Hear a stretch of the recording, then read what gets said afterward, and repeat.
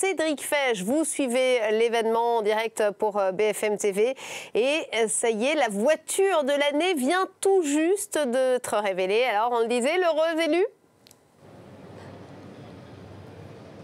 L'heureux élu, c'est l'Opel Astra de la marque allemande Opel, qui est filiale du constructeur américain General Motors. Et c'est donc l'Opel Astra qui va avoir le droit de coller, de porter cet autocollant voiture de l'année 2016 sur toutes les voitures, toutes les Opel Astra vendues dans le monde et à partir de maintenant. Alors vous le voyez, on est déjà au salon de l'auto de Genève, mais ce n'est pas terminé. Dernier coup d'aspirateur, les voitures sont encore bâchées, mais on a pu se faufiler. Je vais vous la montrer, cette voiture. J'imagine que vous avez envie de la voir. Elle est là, sous cette bâche. On va vous la découvrir.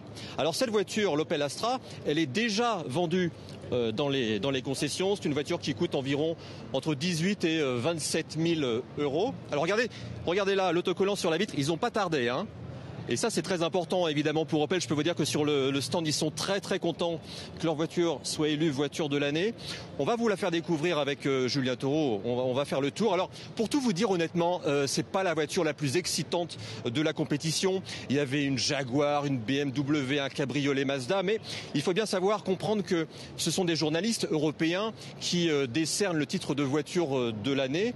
Et à chaque fois, ils privilégient une voiture familiale, accessible à tous. Alors, c'est très important pour Opel parce que Opel ne va pas très bien. Ça fait des années qu'Opel ne vend plus beaucoup de voitures, en tout cas pas assez, notamment à cause de son grand concurrent Volkswagen, qui a une gamme très très concurrente pile en frontal avec Opel. Volkswagen qui avait gagné l'an dernier le titre de voiture de l'année avec la Volkswagen Passat.